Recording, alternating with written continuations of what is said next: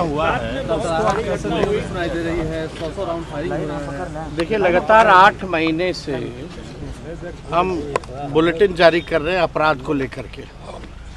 एक घटना नहीं बल्कि लगातार 100 घटना का हम बुलेटिन जो है जारी करते हैं। मुख्यमंत्री कोई संज्ञान में नहीं ले रहे, मुख्यमंत्री होश में नहीं है। पटना के ठीक करीब आप देखिएगा 100-200 राउंड जो है गोलियां चलाई जा रही है और जो अपराधी हैं खुलेआम जो इंटरव्यू भी दे रहे हैं। तो आप समझ सकते हैं बिहार में लॉ एंड ऑर्डर की स्थिति क्या हो चुकी है। ये पूरी तरीके से अगर आप पूरे बिहार में अपराधियों की पृष्ठभूमि अगर देखेंगे कौन कौन है वो लोग और कौन लोग जो हैं इन अपराधियों को संरक्षण देने का काम कर रहे हैं, आप समझ सकते हैं कि इसमें सरकार की क्या भूमिका है।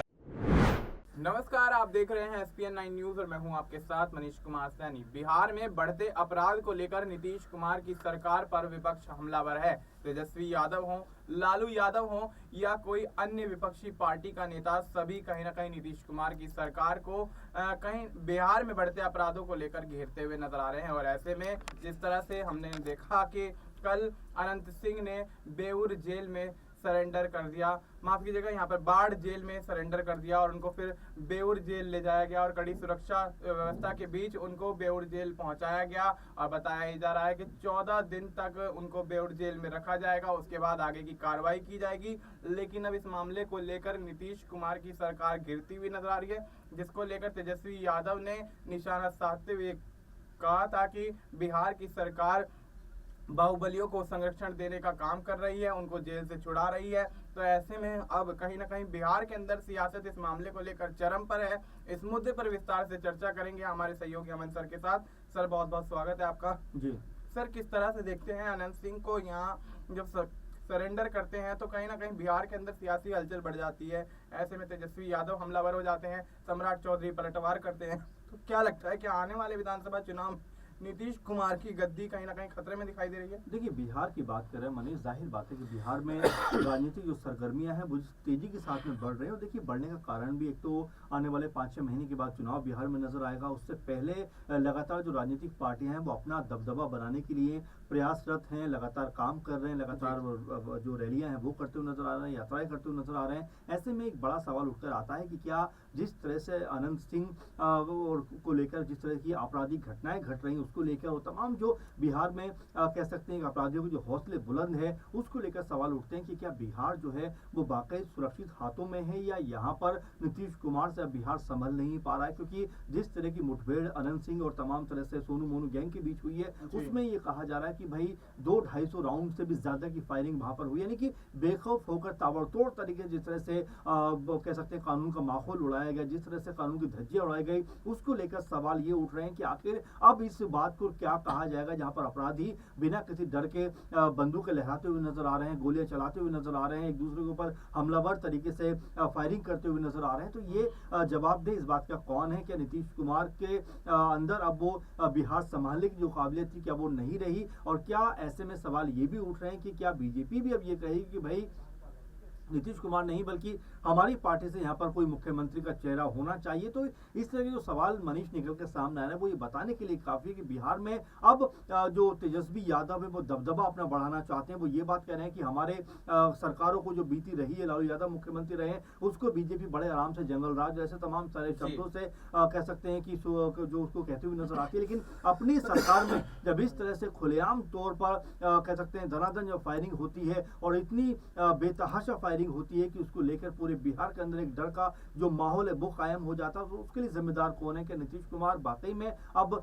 सरकार संभालने में नाकाम हो रहे हैं, शासन प्रशासन क्या पूरी तरह से अब कह सकते हैं कि नाकाम साबित हो रहा है? और ऐसे में जो अपराधी हैं वो किस तरह अपने हौसले बढ़ाते हुए दिखाई पड़ रहे हैं? इससे बिहार की जनता में न सिर्फ खौफ है बल्कि बिहार की जनता भी ये सवाल पूछ रही है कि भाई आखिर नीतीश कुमार जिस तरह से मौन धारण करके बैठे हुए, जिस तरह से चुप्पी साध कर बैठे हुए हैं, उससे ऐसा लगता है कि बिहार संभालना उनके बस की बात नहीं है। ऐसे में बड़ा सवाल ये उठकर सामने आता है कि क्या बीजेपी भी उनसे सवाल पूछती हुई नजर आई, क्या बीजेपी भी इसके लिए जवाबदेह नहीं है, और क्या लीपापोती करके यहाँ पर काम चल सकता? बिल्कुल नहीं चल सकता, क्योंकि आपको जवाब देना पड़ेगा। बिहार की जनता को संभालने की जिम्मेदारी आपने ली है। ऐसे में अगर इतनी बड़ी घटना घटती है तो जाहिर बात है कि मुख्यमंत्री नीतीश कुमार को सफाई पेश करनी पड़ेगी। और साथ में जिस तरह से अपराधी जो मामले सामने बढ़ रहे हैं, अपराधीकरण जो लगातार बढ़ता हुआ दिखाई दे रहा है, उसको लेकर भी मुख्यमंत्री को जवाबदेह होना पड़ेगा। जी बिल्कुल। तो ऐसे में जिस तरह से मामले बढ़ते हुए नजर आ रहे हैं, नीतीश कुमार को सामने आकर जवाब देने की यहाँ पर जरूरत आन पड़ी है। और ऐसे में नीतीश कुमार की चुप्पी ये दर्शा रही है कि कहीं ना कहीं बिहार सरकार पूरी तरह से आपराधिक मामलों को लेकर गिरती हुई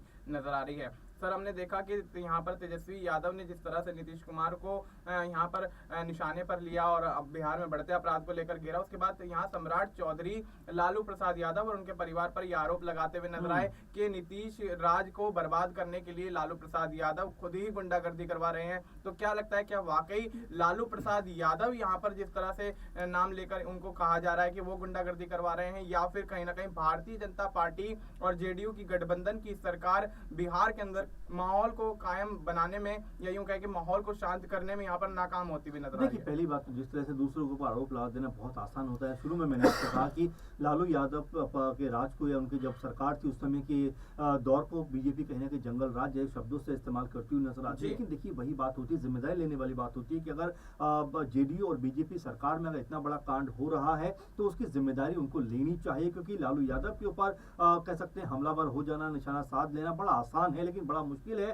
चीजों को संभालना। क्योंकि जिम्मेदारी अब बीजेपी और जो जेडीयू की जो सरकार है उसके ऊपर बनती है, उससे बड़ी जिम्मेदारी बनती है मुख्यमंत्री नीतीश कुमार की। यहाँ पर सम्राट चौधरी बड़ी बड़ी बातें करते हुए नजर आते हैं, वो भी उप मुख्यमंत्री हैं, विजय सिन्हा उप मुख्यमंत्री हैं। ये जो बड़े बड़े ओहदों पर बैठे हुए लोग हैं, अगर सिर्फ लालू यादव को टारगेट करेंगे तो बिहार की जनता भी लालू यादव को ही गद्दी पे बैठा देगी। जब आप ये बात कह रहे हो कि उसके समय में ऐसा होता था, ऐसा हमारे समय में हो रहा है, तो अगर दोनों की तुलना इस तरह से हो रही तो जाहिर बात है बिहार की जनता जो है फिर आपके हाथ से जो राज है वो छीन लेगी। और देखिए, जनता को आप इस तरह से इग्नोर नहीं कर सकते, जनता को इस तरह मूर्ख नहीं समझ सकते, क्योंकि जनता ही आपको एक तरह सत्ता पर बैठाती है। और अगर जनता के साथ इमोशन के साथ ना खिलवाड़ करेंगे तो जनता फिर अपना जवाब आपको देती हुई नजर आएगी। क्योंकि देखिए, फिर मैं वही बात कहूंगा कि जिस तरह से सरकार में जेडीयू और बीजेपी दोनों कह सकते गठबंधन करके बैठे हुए हैं, और अब जब बिहार में जो भी गतिविधि घट रही, चाहे आपराधिक गतिविधि की बात करें और तमाम चीजों की बात करें, उसमें पूरी तरह की भागीदारी जो है वो इस मौजूदा सरकार की। ऐसे में अपने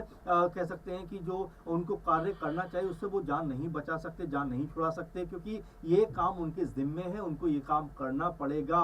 और ऐसे में अगर आपराधिक जो कह सकते हैं गतिविधि बढ़ रही है तो इसका भी कहीं ना कहीं जिम्मेदारी उनको लेनी पड़ेगी। कैसे जो अपराधीकरण हो रहा है ये खत्म होता हुआ नजर है, कैसे अपराध पे लगाम लगे, कैसे जो गुंडे मवाली इस तरह खुलेआम गोलीबारी करते हैं और तमाम तरह के अपराधों को अंजाम देते हुए नजर आते हैं। तो ये तमाम ऐसे पहलू हैं जो नीतीश कुमार को कहीं ना कहीं कह सकते हैं उनकी जिम्मेदारी लेनी पड़ेगी और उनके ऊपर काम करना पड़ेगा। फिर वही बात हो जाएगी कि अगर आपकी सरकार में कोई काम ऐसा होता है तो आप एकदम से लालू यादव के ऊपर कहीं ना कहीं निशाना साध लेते हो, तेजस्वी यादव को कहीं ना कहीं निशाना बना लेते हो। लेकिन अगर आपकी सरकार है, आपकी मौजूदा सरकार है, तो आपको कहीं ना कहीं उन चीजों के ऊपर काम करना पड़ेगा। क्योंकि जनता समझदार है, समझती है कि जो सरकार में है उसकी भागीदारी होनी चाहिए। लेकिन अगर वो सारा का सारा ठीक रहा, लालू यादव के ऊपर फोड़ेंगे तो कहीं ना कहीं जनता जो है उनसे नाराज होती हुई नजर आ सकती है। क्योंकि जैसा मैंने शुरू में आपसे कहा था कि चुनाव का दौर है, ऐसे में अगर इस तरह की चीजें होंगी तो जनता फिर अपना मन बदलती हुई नजर आ सकती है। जी बिल्कुल। तो ऐसे में अगर इस तरह की आपराधिक घटनाएं बढ़ती रहेंगी तो बिहार में नीतीश कुमार की सरकार की वापसी यहां पर मुश्किल होती हुई नजर आएगी। और ऐसे में इंडिया गठबंधन और आरजेडी कहीं ना कहीं एक सरकार दूसरी बनाते हुए नजर आएंगे। और ऐसे में नीतीश कुमार की अगर यहाँ पर मुश्किलें बढ़ती हैं तो क्या भारतीय जनता पार्टी सीएम का चेहरा बदलेगी या नहीं, ये भी एक बड़ा सवाल यहाँ पर बनता हुआ नजर आता है। फिलहाल आपको इस मुद्दे पर क्या कुछ लगता है, आप अपनी राय हमें कमेंट करके बता सकते हैं। बाकी देश और दुनिया से जुड़ी तमाम जानकारी के लिए आप देखते रहिए SPN9 न्यूज़।